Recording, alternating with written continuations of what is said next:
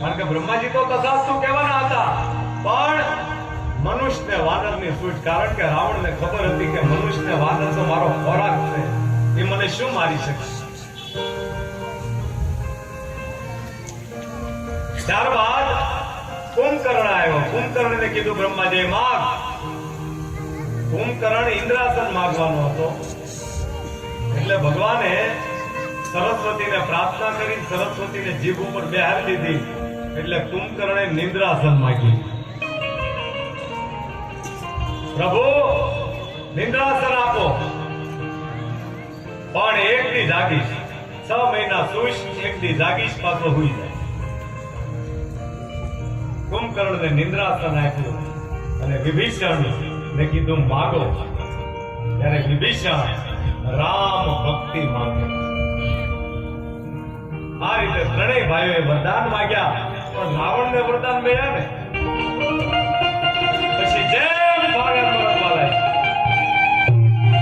આજ જગતને પોતાના હાથમાં કેટલી શક્તિ છે એ બતાવવા માટે એકવાર જઈને કૈલાસને મૂળમાંથી ઊંચો કર્યો. એમ કહેવાય છે કે 1000 હાથીને શરાબ પાવામાં આવે, સુબેલની તરીકેમાં સાદી કાઢીને ઊભો રહે, 1000 હાથી કાંટા દૂર થઈ જાય અને રાવણને દોડી દોડી સાદીમાં દંડશૂળ મારે, પણ હાથીના દાંત ભાંગી જાય, રાવણને કાંઈ ન થાય. આવો રાવણ, વિચાર કરો તમે, રાવણની શક્તિ કઈ ભગવાને ઓછી નહોતી આપી.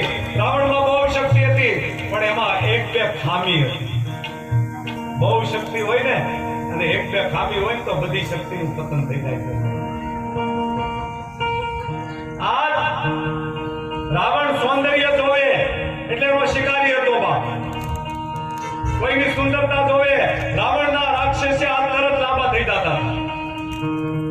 અરે કોઈની ક્યાં વાત કરો, પોતાનો ભાઈ કુબેર, એનો દીકરો નંદ કુબેર, એની પત્ની રંભા જ્યારે શિવ મંદિરમાં જ્યારે પૂજા કરવા ગઈ ને, ત્યારે રાવણના રાક્ષસી હાથે રંભાને પકડી લીધી. રંભાએ કીધું બાપુજી હું તમારી દીકરી થાવ, તમે મને આ શું કરો છો? તેથી રાવણ બોલ્યો તો કે સૌંદર્યની આગળ મને કોઈ સંબંધ હારો આવતો નથી. આવા કામ કર્યા અને વેદોને સળગાવવા લાગ્યો, ગાયોને ત્રાસ આપવા લાગ્યો.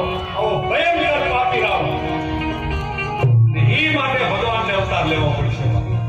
અહીંયા ગાય ધરતીનું રૂપ લઈને દેવતાઓ પાસે આવી, ત્યારે દેવતાઓ કહે ગાય અમને રાવણની બીક લાગે, રાવણ આવે ને ત્યારે અમે મેરુ પર્વતની ગુફામાં સંતાઈ જાય છે.